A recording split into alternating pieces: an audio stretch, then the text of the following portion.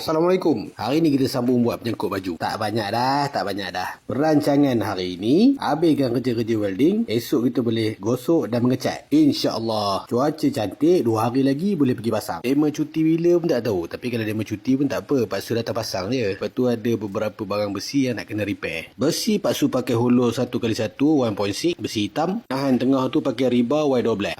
Padu dah ni. Kalau setakat nak gantung baju, tak ada masalah. Jangan kau mau bergayut kat situ.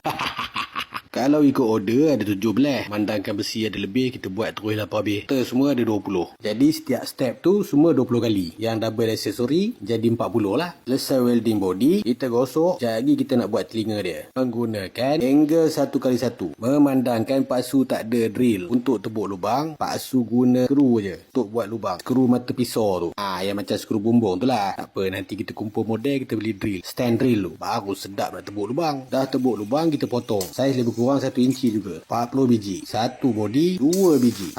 Ini proses terakhir untuk hari ni. Welding cleaner. Atas satu, bawah satu. Bila menggunakan besi-besi tebal ni, mulalah rasa berat pula benda ni. Tapi tak apa, sedap megangnya. Kemas. Terasa heavy duty-nya. InsyaAllah. Semoga tahan lama. Okey, ngam. Esok kita chat. Like, comment, share. Kalau suka video ni, kasih jatuh lu punya kepala.